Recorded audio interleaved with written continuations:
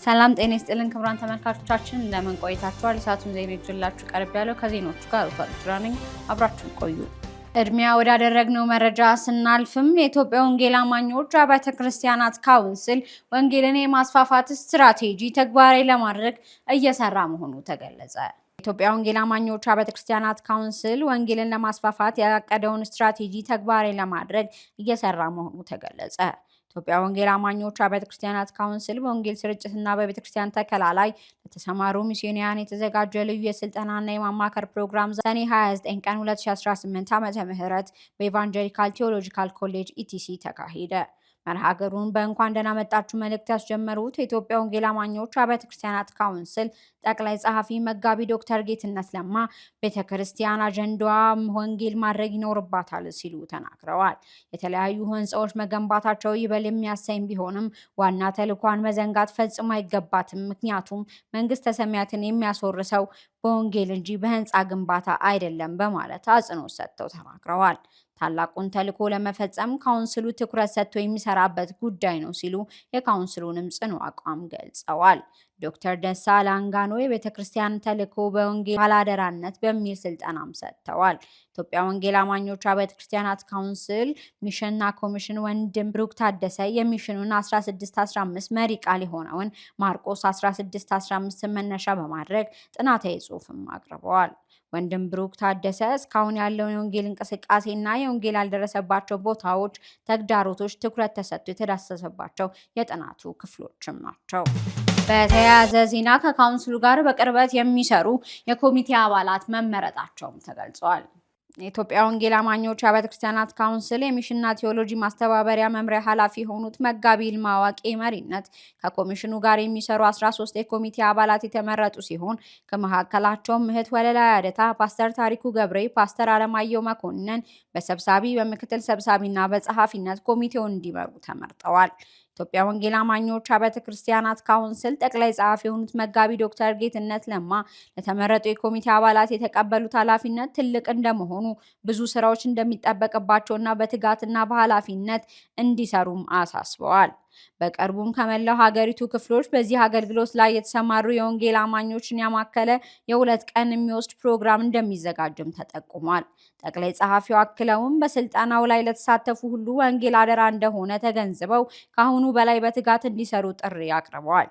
ለተመረጡ ኮሚቴዎች ጸሎት ተደርጎ መርሃ ግብሩ በቡራኬ ተጠናቋል። በኢትዮጵያ ሙሉ ወንጌል አማኞች ቤተክርስቲያን የደቡብ ምዕራብና አዲስ አበባ አካባቢ ክልል የእህቶች አገልግሎትን በተመለከተ ስልጠና ተሰጠ።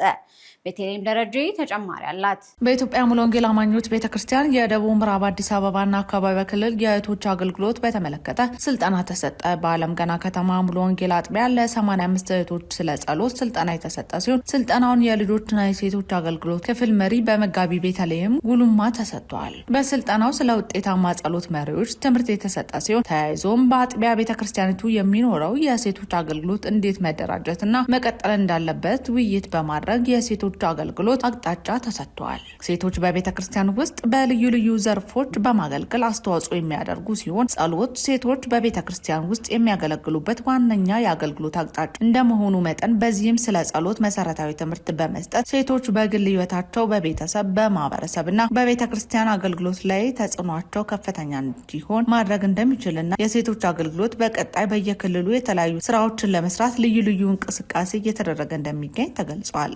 መረጃው የኢትዮጵያ ሙሉ ወንጌል አማኞች ቤተክርስቲያን ነው።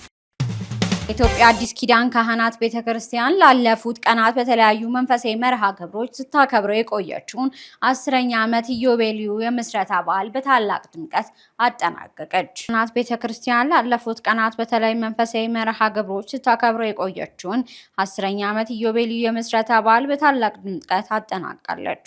ቤተክርስቲያኗ በዚህ ማጠቃለያ ስነ ስርዓት ላይ ሹመት ለ7 አገልጋዮች የተሰጠ ሲሆን የመጋቢነት ኃላፊነትን የተረከቡ አገልጋዮች ከተሰጣቸው መመሪያና አደራ ጋር የመንጋውን እረኝነት ኃላፊነታቸው ባሻገር ቤተክርስቲያኗ ለቀጣዮቹ 10 ዓመታት ለምትወጥናቸው የወንጌልና ማህበራዊ አገልግሎት ስራዎች መሳካት የበኩላቸው ሚና እንደሚወጡም ይጠበቃል ተብሏል።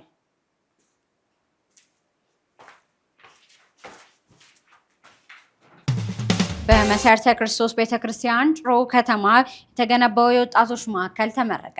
በተለይም ደረጃ ተጨማሪ አላት። በመሰረተ ክርስቶስ ቤተክርስቲያን የኢቫንጀሊዝም ሚሽን ኢትዮጵያ በምዕራብ ሐረርጌ ጮሮ ከተማ ያስገነባውን ሮቦት የወጣቶች ማዕከል በመሃል ጮሮ መሰረተ ክርስቶስ አጥቢያ ግቢ ውስጥ በተከናወነው የወጣቶች ማዕከል ምረቃ ስነስርዓት ላይ ኢቫንጀሊዝም ሚሽን ኢትዮጵያ መስራች ሚሽነር ሽመልስ ረታ፣ የዞኑ ከፍተኛ የመንግስት ኃላፊዎች፣ የቤተ ክርስቲያናት መሪዎች፣ የመሰረተ ክርስቶስ ቤተክርስቲያን ክልሎችና አጥቢያ መሪዎችና አገልጋዮች እንዲሁም ጥሪ የተደረገላቸው እንግዶች በስፍራው ተገኝተዋል። የኢቫንጀሊዝም ሚሽን ኢትዮጵያ መስራች ሚሽን ሽመልስ ረታ ማዕከሉን መርቀው ሲከፍቱ ባስተላለፉት መልእክት ይህ ማዕከል በወጣቶች ህይወት ውስጥ ሁለንተናዊ ለውጥ እንዲያመጣ ፍቅርን፣ እውነትንና ሰላም መካከለኛ በማድረግ ተግተን ልንሰራ ይገባል ሲሉ አሳስበዋል። በመሰረተ ክርስቶስ ቤተክርስቲያን የምዕራብ ሐረርጌ ክልል ዋና ጸሐፊ ወንጌላዊ ዘላለም አለማየሁ ግንባታው ኢቫንጀሊዝም ሚሽን ኢትዮጵያ ባለፉት 30 ዓመታት በክልሉ ሲያካሄድ የቆየው ሁለንተናዊ አገልግሎት አንድ አካል መሆኑን ገልጸው ማዕከሉ በተለይም በከተማው በተለያዩ ሱሶች ተጽዕኖ ውስጥ የወደቁና ለልዩ ልዩ አደጋ ተጋላጭ የሆነውን ትውልድ ለመታደግ ቤተክርስቲያን ከእግዚአብሔር የተቀበለችውን አደራ እንድትወጣ ትልቅ ሚና እንደሚኖረው ተናግረዋል።